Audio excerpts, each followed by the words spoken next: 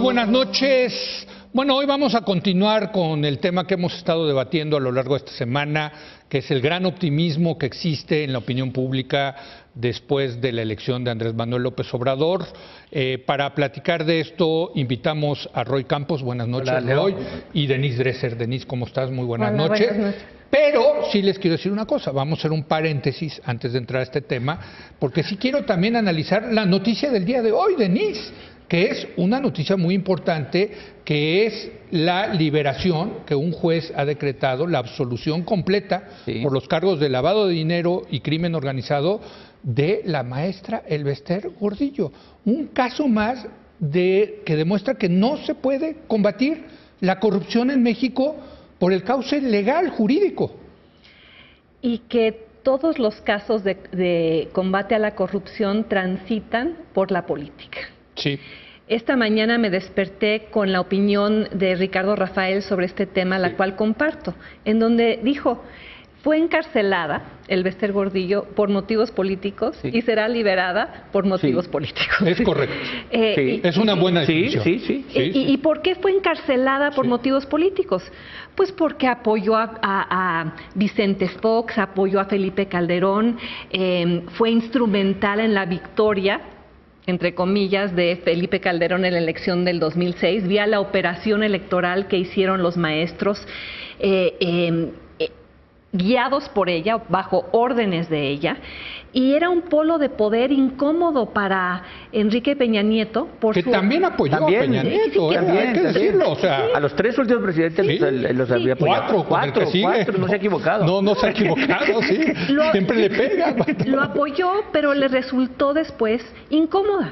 Incómoda por ser ese polo de poder independiente, y se le había subido la arrogancia. Exactamente. ¿Te acuerdas que empezó a hablar mal de Peña Nieto? Claro, porque ella sentía que había construido presidentes, o que los había llevado al poder.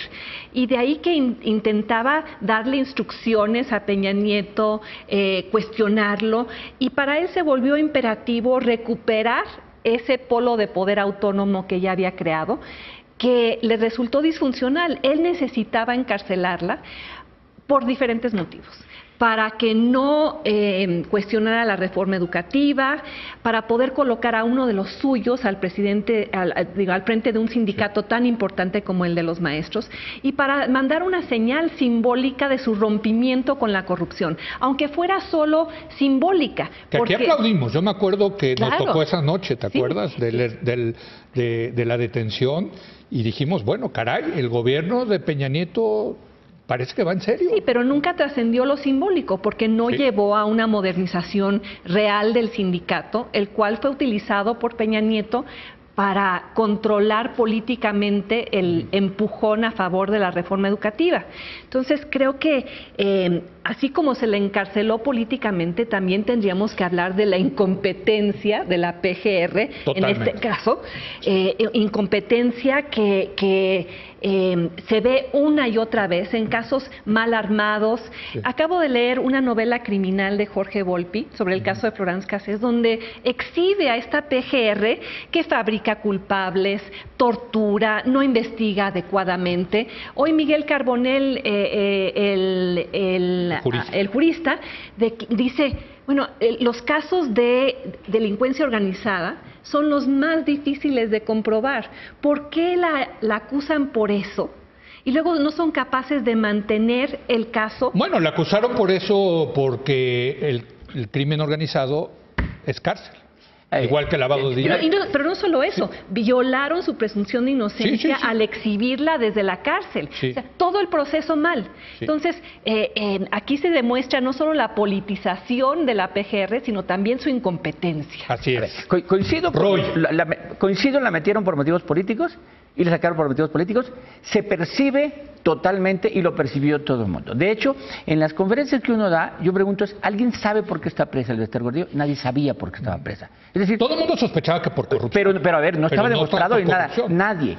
En el fondo también se percibía que debía estar libre porque no le habían demostrado nada, desde lo de la edad que la debían haber. Todo era un rollo de injusticia y más bien estaba política. Yo voy a ser más pragmático. Yo creo que no es decir quería apropiarme de un sindicato. No. Si tú te fijas, antes de ella hubo la salida de un funcionario importante, que era Rojas de la CFE, porque se oponía a la reforma energética.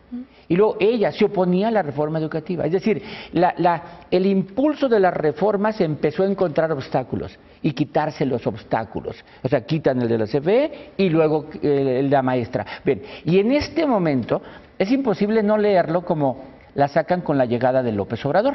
Es imposible no leerlo. Hoy que recibió su... Hoy, que cuando dice la noticia del día es la entrega de la constancia, de su diploma, como diría No, él. pero le mató la nota a López Obrador, ¿no? Lo de Porque fue primero, pero vamos a ver, porque sale una, vamos a ver todo lo demás que sigue. Va a ver, bueno, el caso es que es imposible no ligarla. ¿Por qué? Porque ella efectivamente apoyó a López Obrador. Apoyó a Morena desde el Estado de México.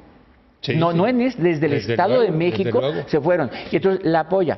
Se inscribe en el discurso antisistémico de López Obrador. López Obrador durante su campaña se liga a todo lo que suene antisistema. Incluso aquel líder de la coordinadora, Sosa, apareció en un templete con él. Entonces, Sosa, Mireles, Napoleón, Nestora... Ahora el Bester Gordillo es antisistema. Antisistema, a ver, antisistema es... No importa tu... Anti-Peña Nieto la hace antisistema. No importa tu origen, no importa tu origen. Sí. El antisistema Bueno, es que también ya Bartlett es antisistema. Cuando eres... Entonces ya me empiezo a confundir. Es que la definición más clara es, eres víctima del sistema, te volviste antisistema. Sí. De eso María Asunción Ramos Zavala se volvió víctima, o sea, todo lo que es víctima del sistema es antisistema. López Obrador se liga a todo ello y el Bester está en víctima del sistema. Y entonces está muy lógico ese ligue. A ver, yo Denise. espero, de verdad es mi plegaria del día, que los seguidores de López Obrador y el equipo de López Obrador no salgan a decir que fue una presa política y que por lo tanto debe ser exonerada de los pecados de corrupción y que va a ser necesaria una aliada para echar atrás... La primera parte de presa política, si te las compras, ¿no? Sí, eso sí es cierto, pero eso no niega la corrupción de la que ella es un ícono, ni niega el enriquecimiento personal vía el sindicato, ni niega la manera en la cual ella, de la mano, o sea, de manita sudada con diferentes gobiernos, obstaculizó la modernización del sector educativo. Sin duda, ella carga sobre sus espaldas con toda una serie de acusaciones y de culpas. Y tenemos evidencia, por lo menos periodística, de una gran corrupción. A eso me refiero. Sí. O sea, ella vivía en un estilo de vida, francamente, que no correspondía a su sueldo, ¿no? ni a su patrimonio. Exacto. Entonces, aquí, y con esto si quieren terminamos el tema del Bester, el tema a mí que me parece más frustrante, Roy, es ver a estos corruptos que no pueden acabar castigados en la cárcel por corrupción. ¿Qué sigue? ¿Javier Duarte? ¿Van a sacar a Javier Duarte porque armaron mal su expediente? Bueno, si lo armaron mal, puede salir. Bueno, debe de salir. Para los que creemos en el debido proceso debe de salir. Es decir, pero qué frustrante. Oye, y el asunto es, el Bester Gordillo efectivamente tiene una mala imagen pública, está bien, pero hay que recordar, ella no era responsable de la educación en México. Había autoridades. Ella era responsable de un sindicato que estaban felices los maestros con ella. O sea, los maestros sí estaban contentos. Pero conquistaron, se metieron, se conquistaron. Estaban contentos. Entonces, estaban felices, pero era un charrismo sindical que beneficiaba a las cúpulas del sindicato mientras exprimía a los sindicalizados. No excluyamos a las autoridades educativas, que son las las culpables del fraude educativo. Por eso hablo de manita sudada con desde Carlos Salinas, Ernesto Cedillo, Vicente Fox, Felipe Calderón, que le hicieron su aliada. Pero aquí estuvo varias veces la maestra y ese era el argumento de ella. Decía, a ver, si ustedes dicen que la educación en México está mal, pues váyanle a reclamar al secretario de Educación Pública, no a nosotros los maestros. Sí, yo creo bienestar para los maestros y están contentos. Exacto. Sí, vaya que sí. Claro. Sí. Ahora, yo quiero terminar con el tema de la frustración de la corrupción. No, pero yo creo que hay dos temas. Uno es La pregunta de si el Bester Gordillo va a ser recuperada por Andrés Manuel López Obrador porque le resulte funcional para instrumentar un revés, echar para atrás o modificar en sus términos la reforma educativa, porque me lo decía Roy antes de entrar. Ayer nombraron a Gilberto Guevarán Miera, subsecretario de Educación. No subsecretario, pero en un área de educación. En un área de educación. El hecho Buen es que funcionario. Un gran funcionario. Una persona. Pero alguien que se ha manifestado a favor de la reforma educativa. Incorporarlo manda la señal de que quizá no se va a echar para atrás todo. Así es. Pero si se va a modificar, quizá López Obrador decida tener a Bester Gordillo como su aliada en la contención y control del sindicato en esta nueva época en la cual estamos ante la recomposición de un sistema de partido dominante que implica también regresar a un corporativismo que le es funcional al gobierno. No, desde luego, pero y quién sabe qué vaya a pasar con Juan Díaz, pero desde luego, y con la coordinadora, en fin, está por verse todo eso. Pero yo sí quisiera, perdón que meta otra vez el tema, Roy, a ver, tú que estás en el tema de las encuestas, ¿cómo puede jugar esto? La gente estaba muy enojada con la corrupción, ¿estamos de acuerdo? Sí. Fue uno de los grandes temas de la elección, lo platicamos 500,000 veces en la elección. Sí, ojo. Y acá estamos viendo que absuelven a una de las figuras que por lo menos en el imaginario nacional, es una de esas figuras relacionadas con la corrupción. Decir que el gobierno de Peña le hace el favor de que no le exsuelva a López Obrador. Sí. Porque esta no va a ser en el gobierno de López Obrador. Sí. O sea, es un punto, ¿eh? Sí. O sea, la culpa va a ser de Peña, no va a ser de López Obrador, aunque le resulte, como argumento, quizá funcional. Aquí el tema central es qué pasa de ahora en adelante. Ayer López Obrador estuvo en Ciudad Juárez, donde insistió en perdón y olvido. Y las víctimas le reclamaron... Perdón, olvido. Perdón, pero no olvido, exacto. Sí. Pero las víctimas le dijeron, no perdón, verdad y justicia. Sí. Y esta mañana escuchaba en una entrevista de José Agustín Ortiz Pinchetti con Carmen Aristegui, él es uno de los principales asesores de Andrés Manuel, donde hablaba de, hay que mirar hacia adelante. Y han cambiado los tiempos políticos. Y quizá vaya a haber más excarcelados. Y el contrapeso a la corrupción va a ser la conciencia de Andrés Manuel López Obrador. A mí me parece que, dada la disfuncionalidad judicial que demuestra la liberación del Bester Gordillo, el gran tema es cómo componemos a la PGR. Es que ese es el tema. No podemos... A ver, sí le dieron un mandato a López Obrador de combatir la corrupción.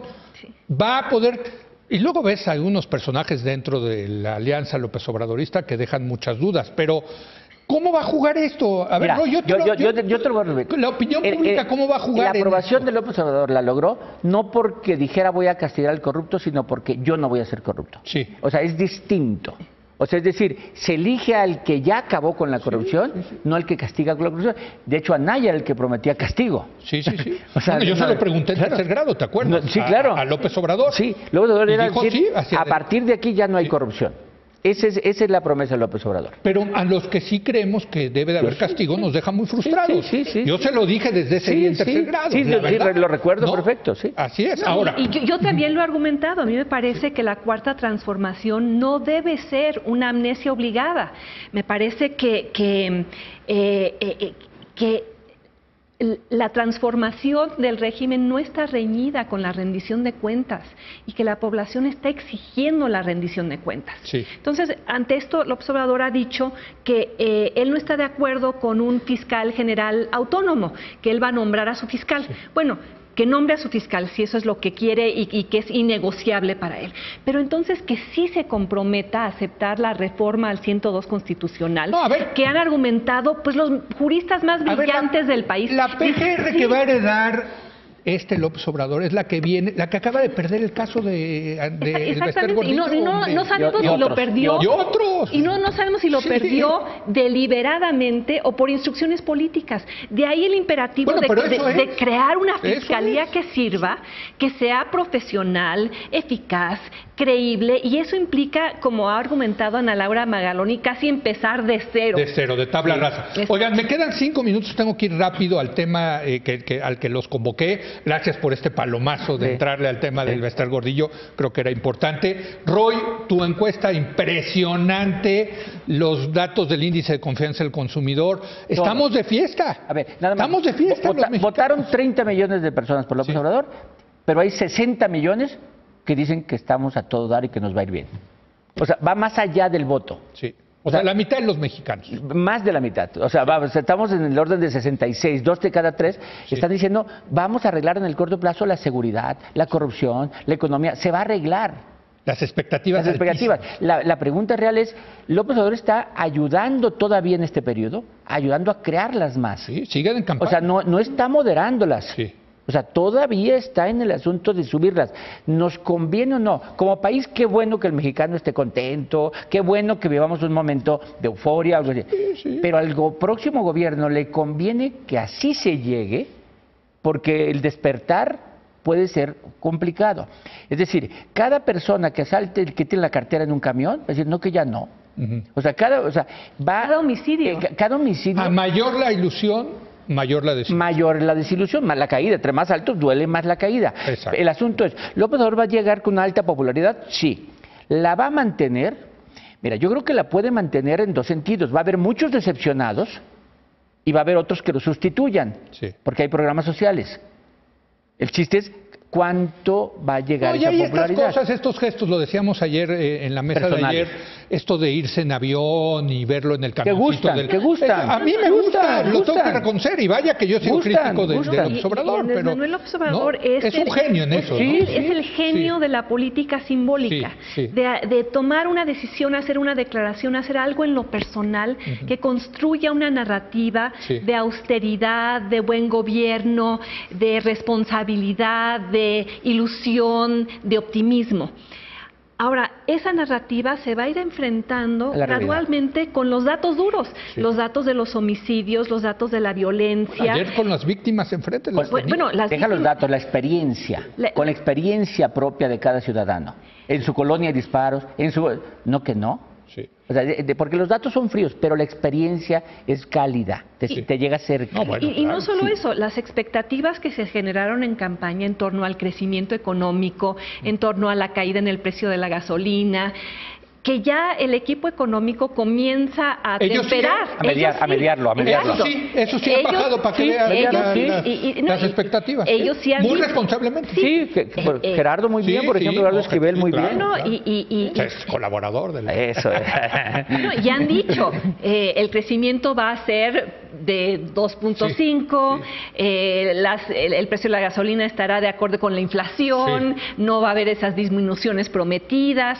O sea, creo que eso es lo responsable, porque si no, va a haber un desfase creciente entre este optimismo que muchos quisiéramos compartir, pero al mismo tiempo, en los meses por venir, creo que esos problemas que venimos arrastrando y que no se componen con una declaración van a aflorar de manera brutal, contradiciendo la inmediatez del cambio. Yo lo que he dicho es que eventualmente le va a dar para mucho todos estos gestos, el avión, la atención de expresidentes, desde luego. Pero Roy, tú llevas muchos años midiendo la opinión pública, eventualmente la gente quiere resultados personales, no números, no crecimiento 2.8, reales, ese es el asunto. A ver, López Obrador no afloja, ayer en la frontera, cuando en el momento difícil es, no les voy a fallar, los impuestos a la mitad del IVA, a la mitad del ISR, el sueldo, el salario mínimo al doble, es decir, no afloja todavía, está en campaña.